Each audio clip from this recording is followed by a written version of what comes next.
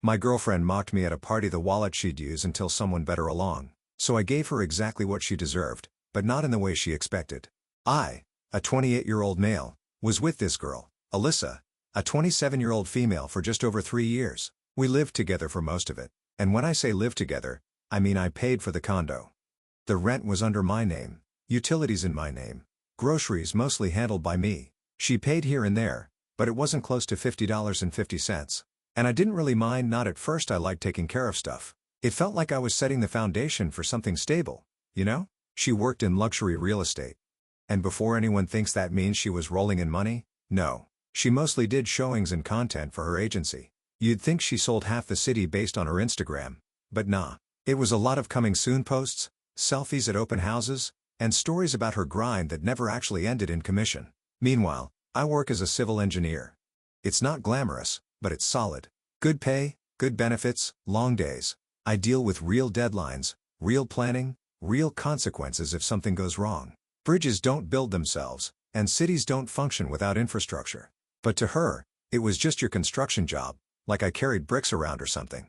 When I wasn't working, I'd spend hours on my custom PC setup, researching parts, optimizing performance, cable managing everything to perfection. I built it myself from scratch. It was my escape, my project, something I could control and create with my own hands. She used to think it was cute how excited I'd get about new components.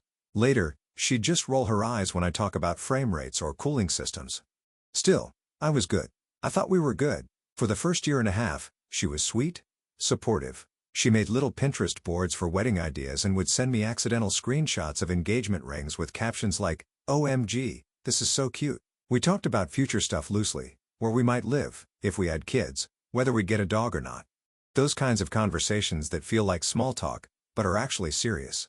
We were real and serious in that relationship. I had a Ring tab open in my browser for months. I had alerts on for price drops. I was just trying to time things right. I wanted to do it during spring, maybe on a weekend trip to Colorado. That was the plan. Then, I don't know what changed exactly, but something definitely shifted. She started getting cold, but not like cold distant, more like cold above me. Little jabs here and there. One time I got home after working a 10-hour shift and she looked at me and said, "You always look so tired lately. It's giving middle-aged dad." Then she laughed, like she just delivered a zinger on stage. I laughed it off, but I felt it. That wasn't playful. That was just rude. And then the next few days, it kept happening. I'd play a playlist while cleaning, and she'd roll her eyes and say, "This music makes me feel like I'm stuck in a gas station." I offered to pick up takeout. She sighed and said, "We always eat the same boring crap." These comments kept coming. Her attitude was unbearable and it was new to me. So one night after dinner, I'd had enough of pretending not to notice. I looked at her and just asked straight up, "Hey, is something going on with you lately?" She didn't even look up from her phone. I waited, then followed up with, "I'm serious. You've been acting weird, distant, cold, and not in a cute, mysterious way. It's just mean. If something's bothering you, just tell me. Say it to my face. Don't play these passive-aggressive games. I don't have the energy for middle school behavior." She glanced at me, smirked a little, and said, "Relax. You're being sensitive." That was it. Then she got up and started brushing her hair, like I hadn't just confronted her about her behavior. No apology, no follow-up, nothing.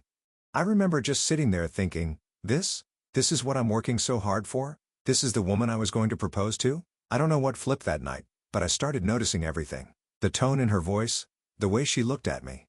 Like she was constantly disappointed, the way she barely responded when I spoke, but would immediately light up when her phone buzzed with a group chat. She started calling my hobbies childish, especially my PC building. She called it my little toy whenever friends were over, like I was playing with Legos instead of engineering something complex. It made me realize she didn't just disrespect me, she disrespected anything I cared about. And she had this look lately like she was constantly unimpressed by me, like nothing I did had value.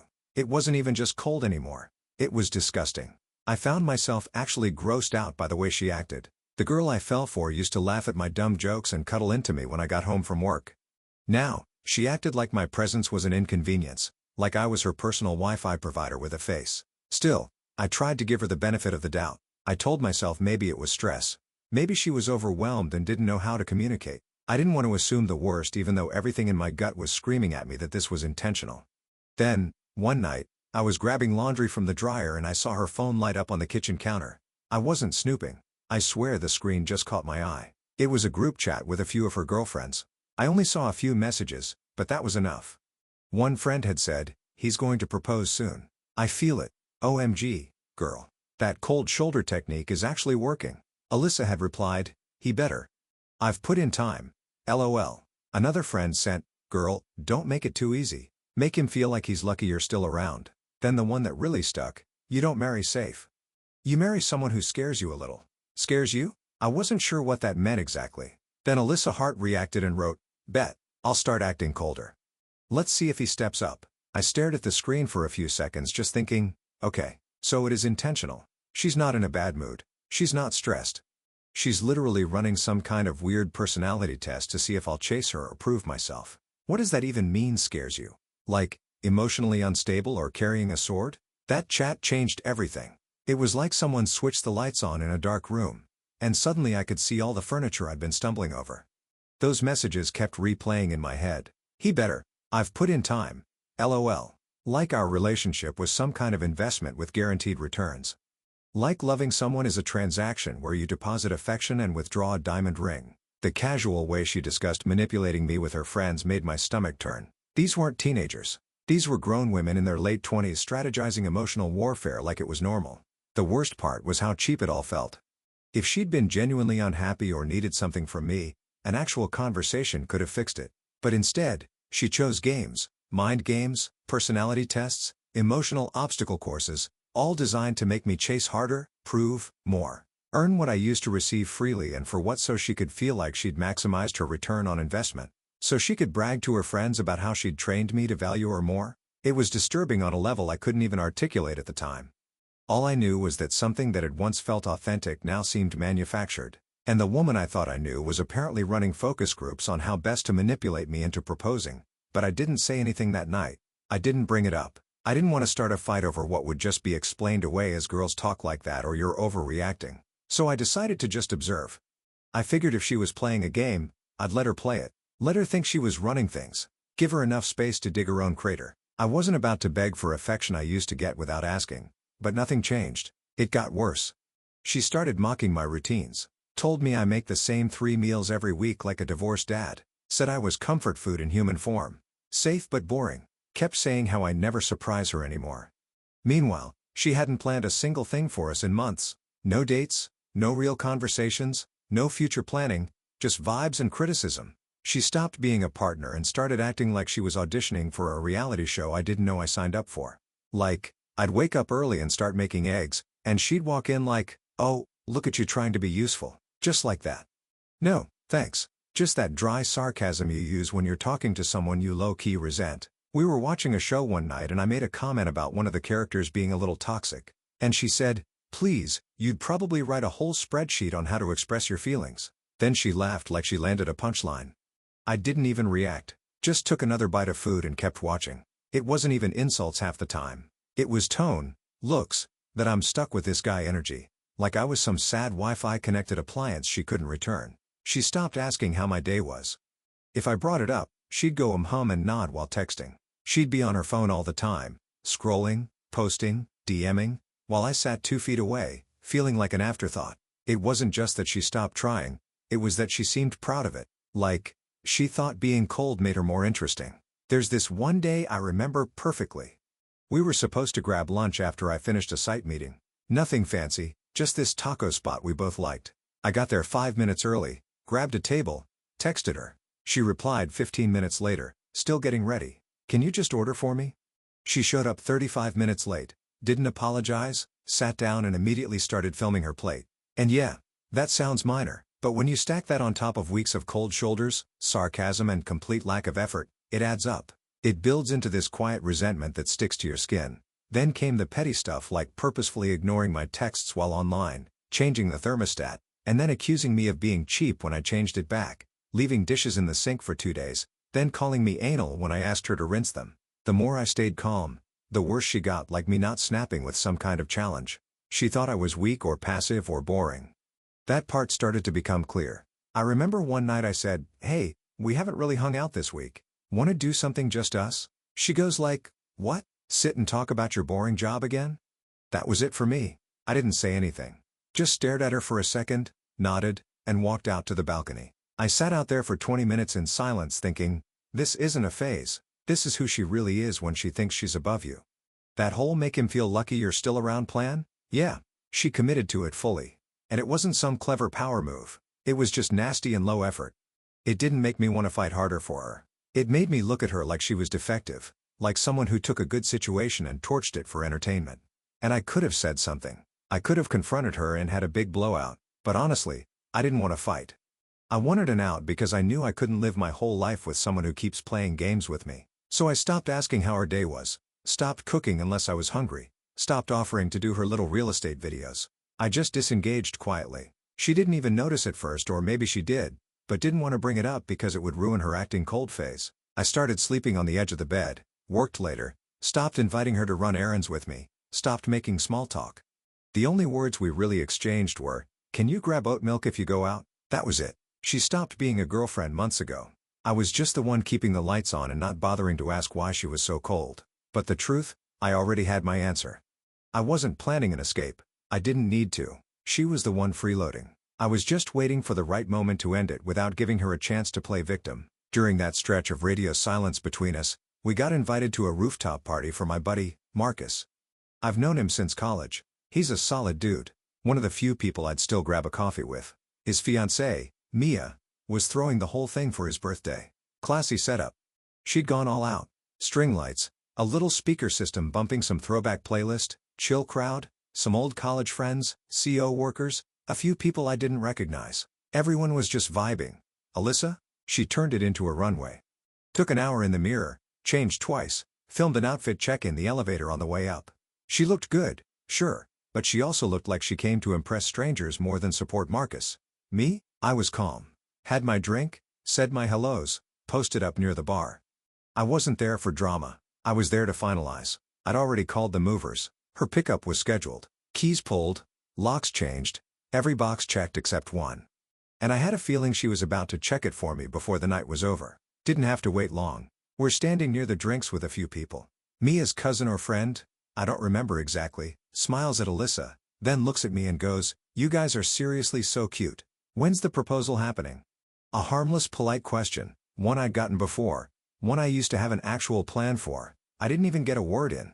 I actually felt everyone's eyes shift to me in that moment, that collective attention you can physically feel before a big moment. A few people even smiled encouragingly, like they thought this might be some cute story we'd tell. The kind of question that makes a man tense up on instinct. I'd rehearsed answers to this before, when the time is right or still saving for the perfect ring.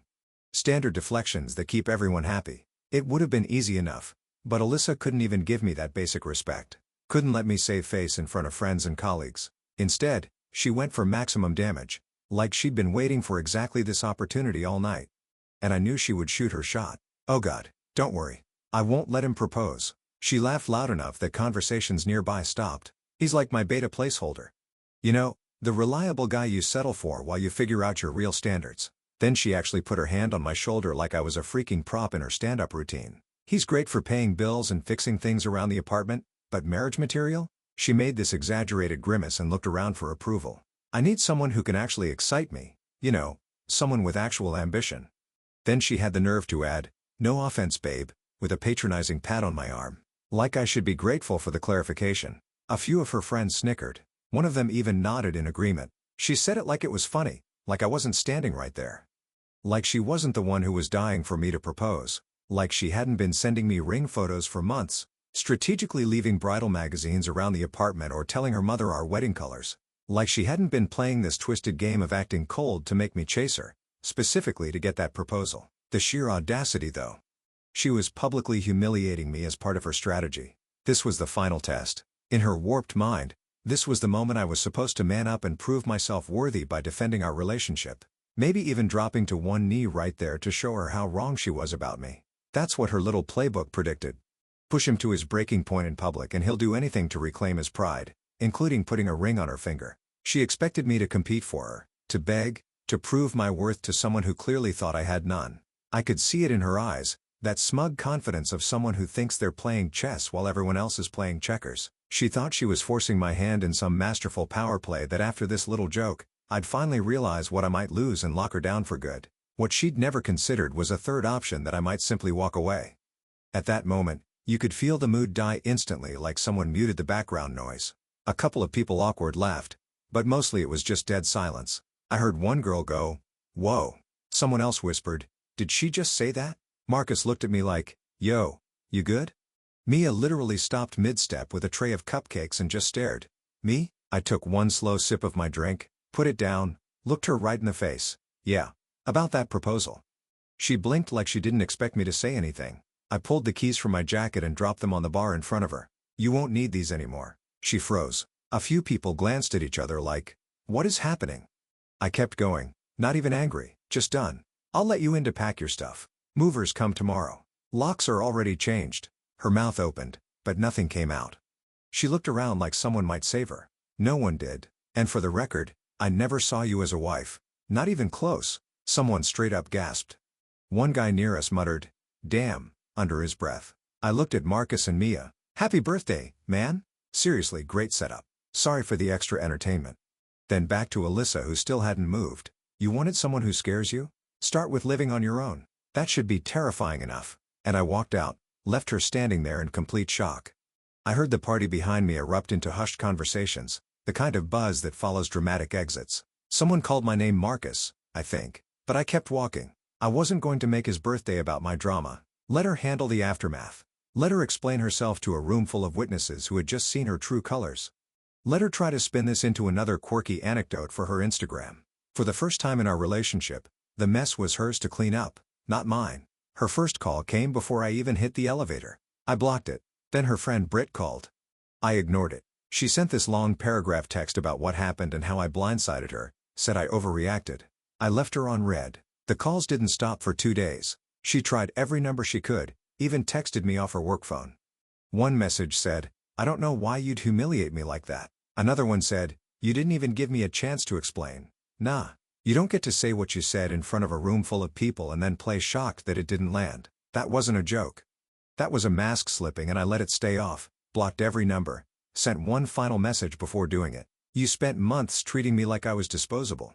I just proved you right. Done." I thought she might chill after that. Accept it. Nope.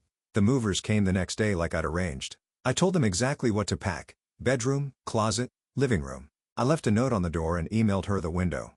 She didn't have a key, but building security let her up when the movers arrived. I locked my office door before I left. I figured she'd get her things, the movers would load up, and that would be the end of it. I spent the morning at a coffee shop down the street, nursing an overpriced latte and getting some work done. Figured I'd give her space to get her stuff and get out without a scene. Mature, right? That was my first mistake. When I got back around 4 o'clock, the movers were gone, and so was she supposedly. But something felt off the second I walked in. And, yeah, the office door was wide open. I knew right then, she forced it. My custom PC, the one I'd spent months building component by component, was in pieces. Screen shattered. Tower knocked over with the side panel caved in. Graphics card snapped in half. Liquid cooling system leaking all over my desk. Nearly $4,000 in hardware destroyed in what must have been 2 minutes of rage. The movers didn't even go in there. I checked the logs later. They said the door was closed the whole time. So, yeah, she did it after they packed up and left. A parting gift. Standing there, looking at the wreckage, I felt something break inside me too.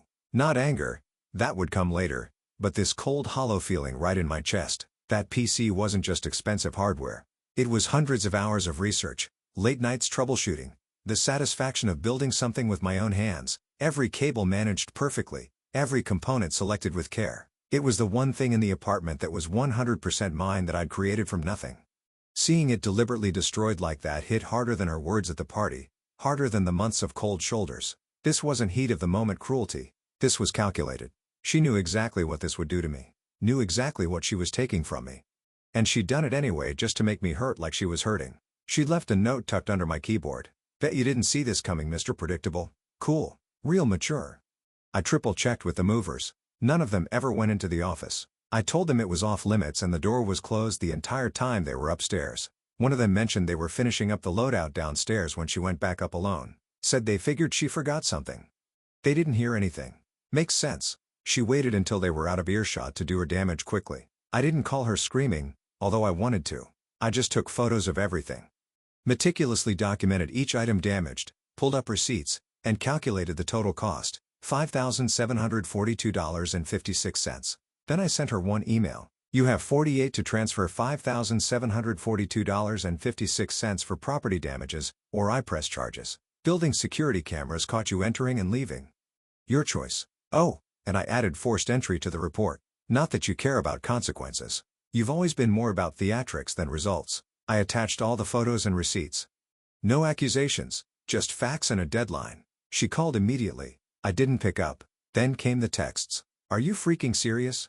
You humiliated me in front of everyone and you're worried about your stupid computer? You ruined my life. I forwarded these to my buddy who practices law. He sent a formal letter reminding her about criminal destruction of property, potential civil litigation, and how her documented threats weren't helping her case. The money hit my account the next morning. No message, no explanation, just the exact amount. Probably dipped into her housing fund that she never actually contributed to when we lived together. Or maybe Daddy bailed her out again. Either way, I didn't care. She tried showing up at the condo the following day. Security called up. Sir, there's a woman here saying she forgot some of her things. She has nothing here. Don't let her up. According to the front desk guy, she caused quite a scene, screaming about how I was threatening her to pay me and threatening to call the police. The irony of her threatening legal action after what she'd done wasn't lost on me. 3 days later, I get a message from Marcus. He says, "Bro, check this out." Sends me a screenshot. Alyssa had posted this long Instagram story. Black background, white text, the usual pity party script.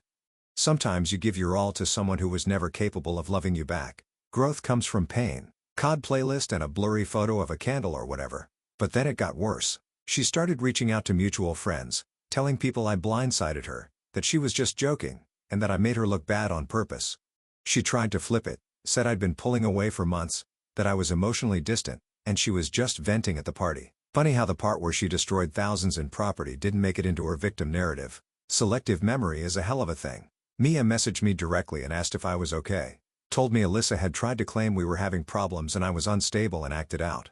That one made me laugh out loud. Yeah, I guess being stable and calm while walking out is now considered a breakdown. Cool. So I sent Mia the full version, including photos of the smashed PC and Alyssa's little goodbye note. Mia didn't respond right away. When she did, it was a string of WTF texts followed by, "You're not going to believe this. See, someone filmed the rooftop scene. Not just the moment, but like the whole setup, including Alyssa's entire comment verbatim. From the I won't let him propose all the way to her calling me a beta placeholder." Mia was floored. Said she couldn't believe Alyssa had the audacity to try and rewrite that in her favor. Then she told me the video had already gotten out. Someone at the party posted it to TikTok. I checked. Yep, there it was. Caption said, "When your girl calls you a placeholder and he deletes her from his life in real time, 500,000 views." Comments were wild. She deserved that. Bro walked out like a villain and I'm here for it. She really thought she had the main character energy. Lamau. She turned off her comments that same day. A few people messaged me with laughing emojis. A couple of guys I hadn't talked to since college said, "Yo, legend move." I didn't respond. I wasn't in it for clout. I just wanted her out of my life. But Alyssa? She wasn't done embarrassing herself yet. She tried the sympathy angle next. Sent a message to Marcus asking him to talk to me for her. Said she missed the connection we had, that she acted out because she was scared I'd leave. But that's not fear. That's entitlement rotting from the inside. You don't disrespect someone for months and then say it was fear. That's like setting fire to your own house and calling it a coping mechanism. I never replied. I never even said her name again after that. 3 months in my own condo felt like a goddamn rebirth. No drama, no dead weight, just me. Upgraded PC, loud music, hoodie on repeat, and peace that finally felt like mine. And then of course, she tried one more thing. A week after the TikTok went viral, I got a handwritten letter in my mailbox. No envelope, just folded paper stuck between some Amazon packages. It said, "I didn't mean what I said. I was just trying to sound confident. I didn't realize how hurtful I sounded until you walked away." Yeah, because nothing says sincere apology like watching your reputation get cooked online first. She closed it with, "If you ever want to talk, I'm still here." No, you're not. You were here. You just treated it like an audition you thought you were too good for. I didn't reply. I folded it neatly, tossed it in the shred bin with junk mail right where it belonged. Marcus and Mia stopped by every couple of weeks, brought pizza, whatever. No pressure to entertain or worry about someone rolling their eyes when I talked about work. Just actual friends who gave a damn. "Dude, that TikTok's at like 2 million views now," Marcus said one night scrolling through his phone. "You're basically a cult hero to dudes everywhere. Don't care. I said. And I meant it. Not trying to be famous for having bad taste in women. Mia laughed so hard, she almost spit out her drink. Trust me, nobody thinks you have bad taste. They think you have epic self-respect, whatever. Internet fame wasn't my goal. Living in peace was. Alisa's social media went through the 5 stages of grief in real time. First came the vague posts about betrayal and unexpected endings. Then anger, some nonsense about men who can't handle strong women. Then the bargaining phase, posts about working on yourself and growing from mistakes. Depression hit with the black and white filters and song lyrics about loneliness. Finally, acceptance, or what looked like it anyway. She started posting normal stuff again. Real estate, brunches, group photos where she was trying way too hard to look happy. The classic "look how great I'm doing" performance. I muted her ages ago, but Mia kept me updated against my will. Said Alisa was losing it behind the scenes. Apparently, she wasn't taking the breakup like she pretended online. She'd call mutual friends crying at 2 in the morning, show up to group events looking like she hadn't slept in days. Once cornered Marcus at a bar and grilled him about my new girlfriend. There wasn't one. Hadn't even tried dating. Wasn't against it, just wasn't rushing into another situation where I'd end up feeling like someone's ATM with a pulse. She came by the office yesterday. My coworker Mike told me one afternoon, we were reviewing site plans when he dropped that bomb. Who? Your ex, Alisa? She was asking if you were seeing anyone from work. What the hell? I told him, tell her it's none of her business and security doesn't like unscheduled visitors. I just nodded and went back to work. Didn't even give it energy. But inside I was thinking, this chick really can't take the L and move on. Then came the emails. First to my personal account, which I blocked, then to my work address, which our IT department filtered after the third one. Subject lines like, "We need to talk and please just hear me out," delete. One Friday, I got home to find a package outside my door. No shipping label, just my name written on it. I knew immediately it was from her. Didn't even bring it inside. Tossed that thing straight in the dumpster behind the building. Whatever was in there, apology gifts, photos, letters, wasn't worth reopening that wound. A week later, her cousin reached out. Said Alisa was in a really bad place and just needed closure. I texted back, closure happened at the party. Nothing else to say. The cousin replied with a whole paragraph about forgiveness and second chances. I didn't even read past the first line before blocking that number too. See? That's the thing these people don't get. Closure isn't a conversation. It's not a negotiation. It's a decision. And I made mine the second she called me her beta placeholder in front of everyone. Her friends kicked off the whisper campaign like clockwork. Ran into one at the grocery store. She just happened to mention Alisa had really changed and was going to therapy now. Said she's working on herself. Cool.